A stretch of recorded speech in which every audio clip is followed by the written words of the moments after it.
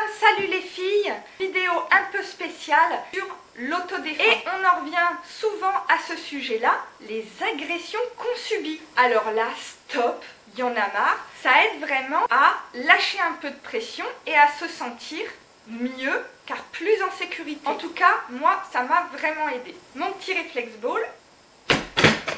Voilà, donc ça c'est nickel. Ça pareil, hein, pour mincir, c'est génial. Comment protéger votre espace vital, comment toujours vous mettre en position neutre pour ne surtout pas montrer à votre adversaire que vous savez vous défendre. Si vous vous mettez en position de combat, votre adversaire va voir que vous savez vous défendre et là il va décupler sa force.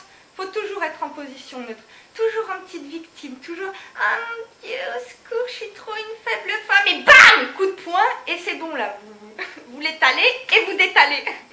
Non mais là je pars un petit peu en cacahuète parce que je suis un petit peu survoltée sur le sujet, hein, vous m'excusez. J'ai dû vous créer un petit sursaut là.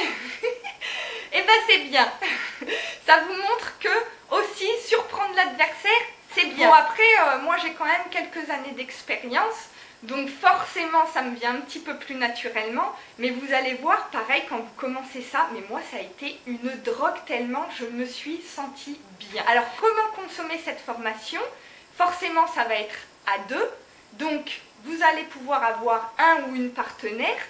Toujours pareil, ne focalisez pas sur un seul partenaire, puisque vous allez être dépendant de lui, et ça il ne faut pas. Il ne faut pas être tributaire du planning de quelqu'un d'autre. Il faut que vous entraîniez plusieurs personnes dans votre aventure. Ça va pouvoir leur faire des déclics également. Je vous jure que vous allez avoir une bonne dose de rire. Et il faut être sérieux. Faites-le vraiment sérieusement. Sinon, vous risquez de vous faire mal.